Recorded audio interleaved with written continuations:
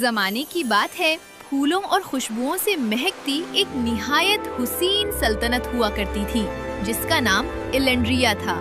इस सल्तनत के चारों तरफ रंग बिरंगे फूल, लहलाते बागात और मीठे चश्मे बहते थे। परिंदे खुशी से चहकते थे और लोग अपने बादशाह और मलका से बेपनाह मोहब्बत करते थे, क्योंकि वो निहायत इंसाफ पसंद और मेहरबान थे। एलेंड्रिया में सब कुछ मुकम्मल लगता था, मगर एक कमी थी, बादशाह और मलका की कोई औलाद न थी। दोनों अक्सर महल की छत पर बैठकर दुआ करते कि काश खुदा उन्हें एक नन्ही सी शहजादी अता करे जो उनकी दुनिया को मुकम्मल कर दे। एक दिन मलका ने बादशाह को खुशी से बताया, मुझे लगता है कि हमारी दुआएं कबूल हो गई हैं। मैं माँ बनने वाली हूँ। बादशाह के चेहरे पर खुशी की चमक दौड़ गई। उसने खुदा का शुक्र अदा किया और जल्द ही पूरे इलेंड्रिया में जश्न का ऐलान हुआ। लोग गीत गाने लगे, महल को रंगों और खुशबुओं से सजा दिया गया। चंद माह बाद बहार के मौसम में जब फूल पूरी आबोताब से खुले हुए थे, मलका के यहाँ एक निहायत हुसीन बच्ची पैदा हुई।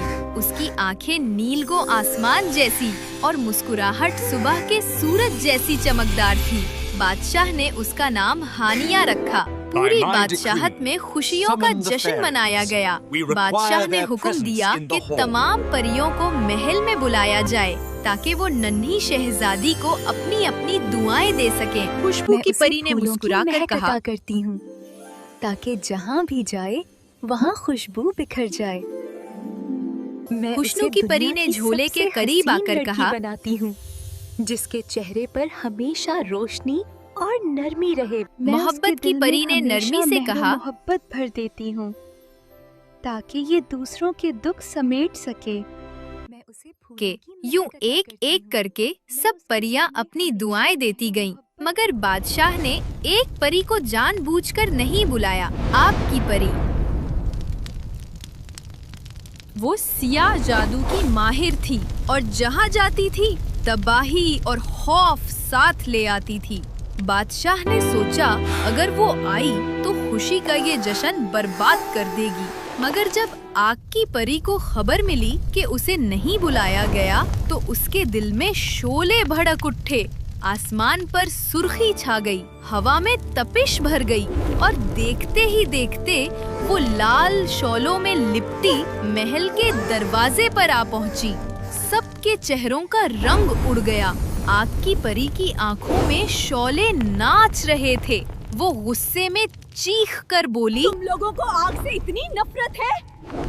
तुमने मुझे इस जश्न से दूर रखा तो सुनो मेरी बद्दुआ, तुम्हारी ये प्यारी बेटी अब सिर्फ बर्फ और सर्दी में ही जिंदा रह सकेगी। अगर कभी धूप या गर्मी के करीब गई तो ये फौरनन मर जाएगी। तो नहीं। ये कहकर वो कहकहा लगाती हुई आग के धुएं में गायब हो गई। मलका चीख उठी, नहीं। शहजादी हानिया के चेहरे का रंग उड़ने लगा, उसकी सांसें रुकने लगी, पूरा महल खौफ में डूब गया।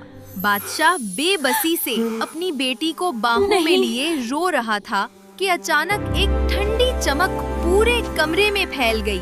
फ्रास्ट फेरी नमूदार हुई, वो बर्फ की सफेद रोशनी में लिपटी हुई थी। मत घबराओ, मैंने अभी तक अपना तोहफा नहीं दिया।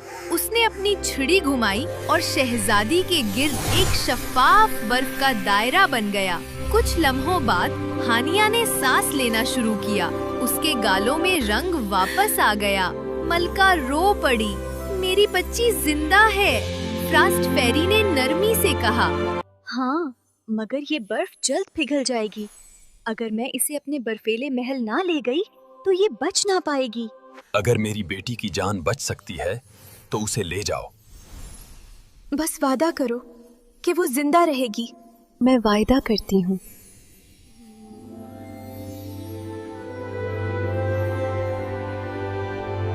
यूं वो नन्ही हानिया को उठाकर बर्फीले पहाड़ों के उस पार अपने बर्फीले किले में ले गई। किला जादू से भरा हुआ था, दीवारें बर्फ की मगर नर्म रोशनी से जगमगाती थीं। वहाँ हानिया के साथ एक छोटा सा पेंगुइन रहता था जो जल्द ही उसका सबसे प्यारा दोस्त बन गया। साल गुजरते गए, हानिया बड़ी होती गई, मगर उसका दिल हमेशा तन्हा रहता। वो अक्सर खिड़की से बाहर देखकर कहती,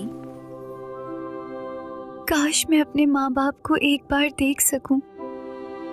पेंगुइन उसके पास आकर मिजाहिया हरकतें करता ताकि वो हंस दे, मगर उसकी आंखों में हमेशा हल्की सी उदासी रहती। एक दिन जब आसमान साफ और धुंध सफेद थी, एक नौजवान शहजादा प्रिंस रेयान दूर के मुल्क से मुहिम जुई के लिए इन पहाड़ों में आया। उसने सुना था कि बर्फ के पार एक जादुई महल है जहाँ कोई जिंदा इंसान नहीं रहता। तजस्सुस में वो वहाँ पहुँच गया। जब उसने महल देखा तो उसकी खूबसूरती देखकर हैरान रह गया। दीवारें ऐसे चमक रही थी जैसे उनमें चांदनी तैद हो। रेयान आहिस्ता आहिस्ता अंदर दाखिल हुआ।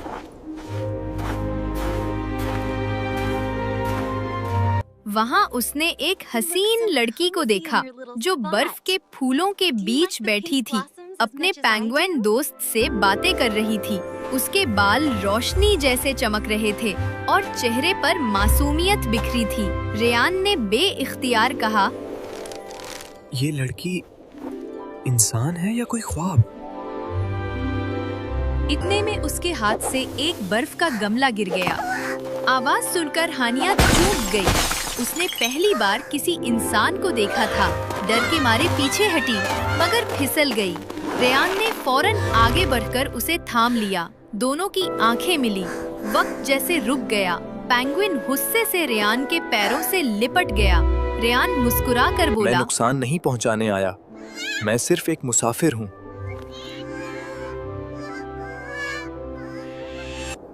हानिया खामोशी से उसे देखती रही, जैसे यकीन नहीं आ रहा हो कि ये सब सच है। लेकिन रेयान सर्दी से कांपने लगा और चंद लम्हों में बेहोश हो गया। हानिया घबरा गई, ये तो मर जाएगा। उसे याद आया कि फ्रॉस्ट फेरी ने उसे एक जादुई ब्रश दिया था जिससे वो जो चीज बनाए हकीकत में बदल सकती थी। उसने फौरन बर्फ से एक नरम बिस्तर और सफेद कंबल बनाया। बिस्तर लम्हों में तैयार हो गया। उसने रेयान को उस पर लिटाया, कंबल उड़ाया और अपने हाथों से गर्म सूप पिलाया। जब रेयान होश में आया तो उसकी आंखों के सामने वही हसीन चेहरा था।